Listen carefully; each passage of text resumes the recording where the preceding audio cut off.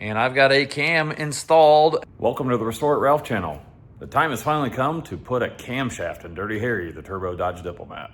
If this is your first time at the channel, this is a 1984 Dodge Diplomat called Dirty Harry. It's got a 5.9 Magnum that is totally stock and a GT45 turbo on it. So far it's run a best of 1230 at almost 110 at the drag strip, and it's got a stock cam, so we're gonna fix that problem. My cousin John and my dad are coming this weekend just to help with the project, but I need to get started, get this thing draining coolant. Might try and get the radiator and maybe the grill or hood latch assembly out of the way. Not sure if I'm gonna need to or not, but I'll start assessing that.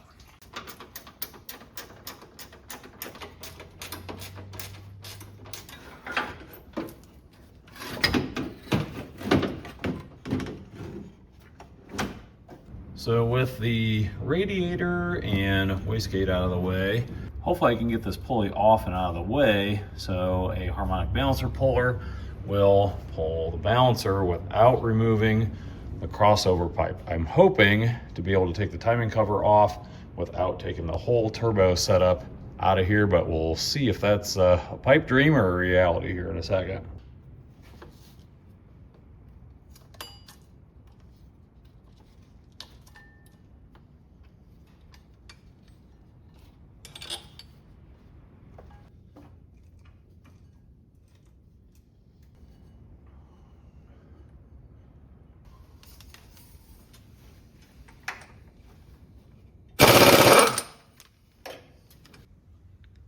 I think I'm gonna have room, so it's time to start pulling it off.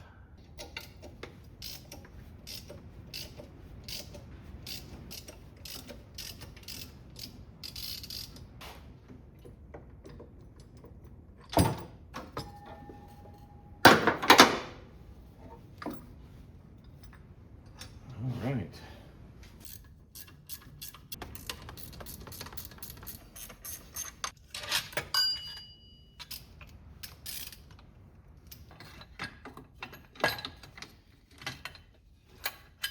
All right, my cousin John showed up to help, which is much appreciated, and we made some progress. We're getting ready to pop this intake manifold off. Hopefully it's not stuck too bad. Try and get something here and maybe a little lift.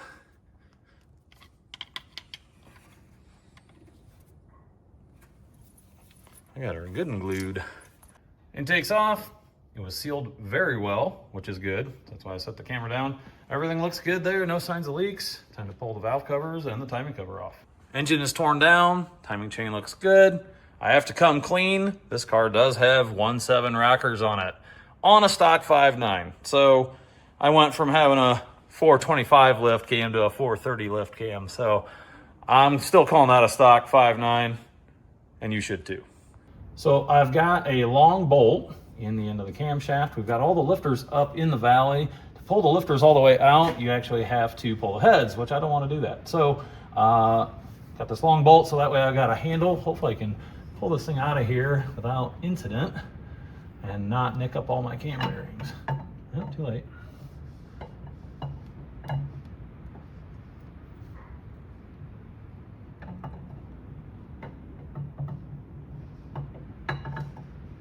Now I'm banking on the grill being out of the way, and I'm not sure if we're going to be able to get it out of here. So I'm going to pull this bolt back out now because there's a hood latch brace here I'm going to run right into. If I get it out of here, it's going to be only just. So yeah, it's going to be pretty tight, man. Yeah, I know. I didn't measure because I didn't want to know. Well, we'll know when the cam comes out. Right. Oh yeah, we had millimeters to spare. Awesome. Sweet. Well, there it is. Stock 5.9 cam. Not even a 5.2 cam as I would have liked. All right, this is the new comp cam. It is a 506 valve lift, 216, 224, duration at 50. Lobe separation angle is 114, so it's a wide separation angle. So this is a computer-controlled roller lifter cam. This should not be anything crazy for this car, but it's going to be a huge upgrade for what was in it. Dirty Harry has a comp cam in it. So I didn't film while we were putting it in because it was a sticky mess, because you want to make sure you put plenty of cam lube on it. Even though this is a roller cam, still lubed it up good. We got our double roller timing chain back on and all the lifters and their retainers in place. Next step is we got to put new valve springs to go along with this cam in. So we're going to put air to the cylinder and then start popping the keepers out and replacing the springs.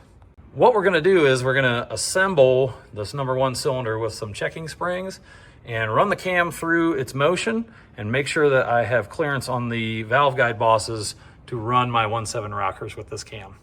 At this point, we tried to do the right thing the wrong way. We really needed a solid lifter, or at least an extension for my dial indicator to measure off of the lifter body.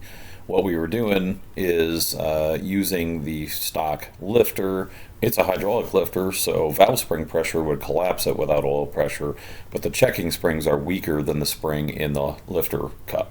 These are non-adjustable rockers, so as soon as we would tighten the rockers down to the head, it would actually lift the valve off of the seat about 70 thousandths. With no rockers in place, we were able to measure the total movement of the valve from the seat till the retainer contacted the valve guide boss.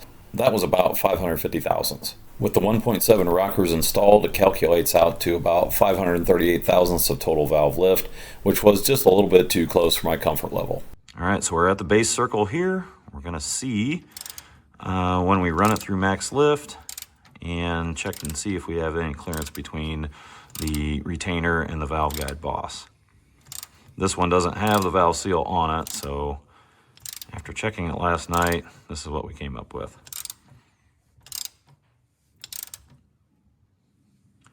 There's 50, 100, 50, 200, 50, 300, 350, 400, 450, 500, 510, 520, 530, 532-ish. All right, so we're gonna see if I have any movement in my rocker, if I have any clearance.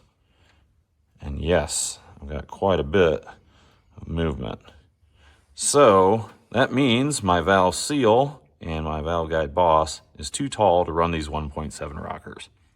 Unfortunately, we're gonna have to go back to the stockers. That's okay, we'll use these on another project. So another test that we're doing is we got the piston at top dead center.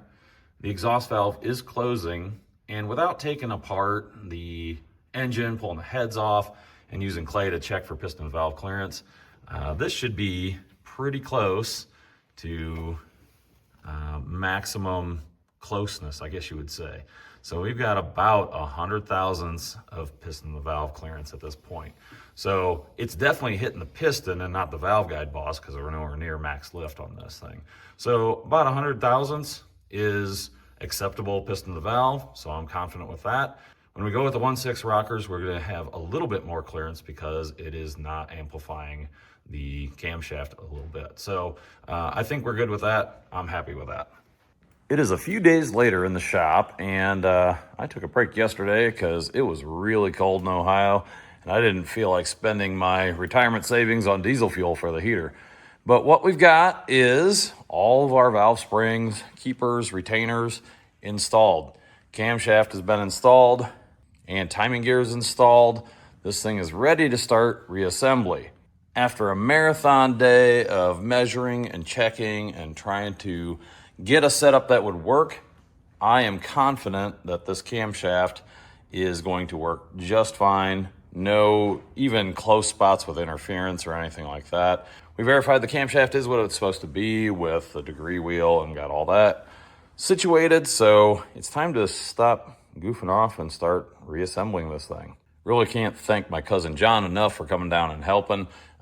With both of us together, we were able to get a measurement situation to where we trusted it. And so it was an imperfect measurement method, but I am confident in the results. With those results came the conclusion that we're going to use the stock 1.6 rockers just to be ultra safe. We measured about 555 or 555 thousandths of movement from when the valve was on its seat to when the retainer was contacting the valve seals. So with the 1.7 rockers, we were looking at like 0.538, which doesn't give me much clearance between the retainer and seal. I think there's enough clearance there until a valve floats. So I don't want to do that. So 506 gives me almost 50 thousandths of clearance. That's super safe, and that's what I'm going to run with until this thing runs 12 O's, and then I'll put the 1.7s on it. At this point, it's time to start reassembling. I'm going to start with my rockers.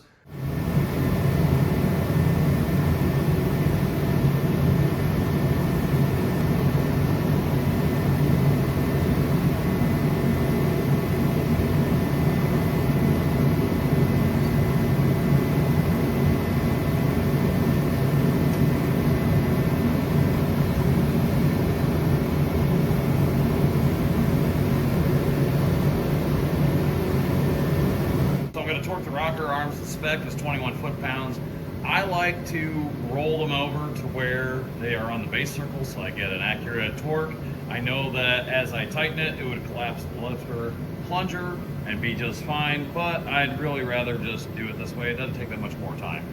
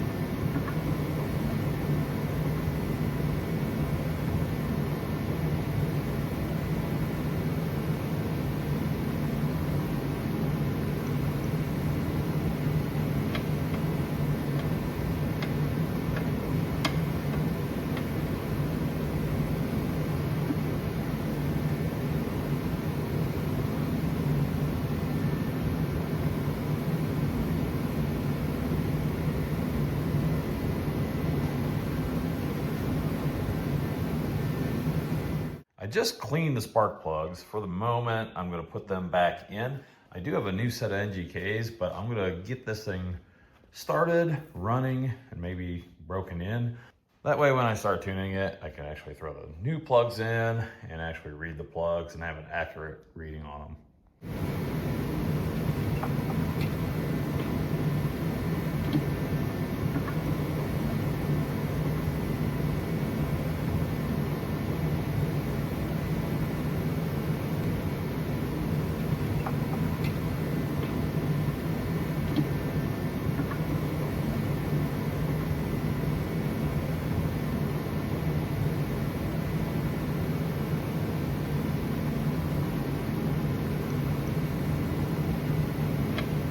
What's nice about a Chrysler distributor is it'll only go in two ways because it's got a slot on the bottom.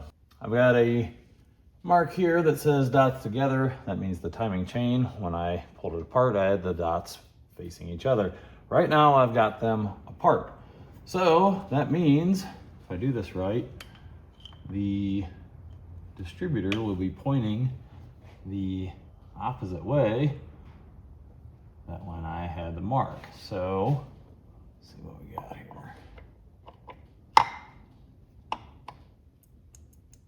That looks about opposite, so we're gonna call that good. And then now I can get this close because I marked the tape here. Let's see where my housing should be. About there. We're gonna have to set the distributor sync anyway, so I'm not gonna tighten this thing all the way down. That gets me close for the moment. My plan is, while I have this thing apart, I'm gonna delete the heater. And there is a slip fit tube that goes into the water pump. I'm gonna tap that with my pipe tap and put a pipe plug in that area. And then over on the intake manifold, just put a pipe plug in where the heater hose goes. Water pump is tapped and pipe plug installed. This is my pipe tap, and I put a bunch of grease on it. What it does is it catches all the chips, so that way I don't have a bunch of stuff in my water pump and then chewing up my water pump. Also got a plug in my intake. This intake is all prepped. I got all the old gasket material off of it. I still need to do that to the timing cover. I forgot about that. But the engine is prepped, and it's about time to start putting this stuff back together. As much as I want to start doing that, it is about 5:30 on a Tuesday afternoon, and it's really cold outside here in Ohio. It's about 1 degree. So when I put all these gaskets and intake and timing cover back on, I'm gonna have to use some RTV, which is room temperature vulcanizing sealant. So it'll harden at room temperature. Right now it's about 50 degrees as I've been using the diesel heater all day long. As soon as I shut it off like I did now, the temperature plummets. In the last 2 minutes, it's already dropped like 2 degrees. So I don't really feel comfortable putting this thing back together with RTV and it not actually cure. So I'm gonna just wait and put it together when I can start on maybe a Saturday or something like that. Heat up the shop, leave it heating all day, and then be able to test fire this car. Unfortunately, that means this is probably the end of this video, and I've got a cam installed and no rumpity-rumpy noises, and I'm as disappointed as you are. But I think it'd be a bigger disappointment for me to put this thing all together and have an intake leak or a coolant leak somewhere, and I'm just not willing to do that.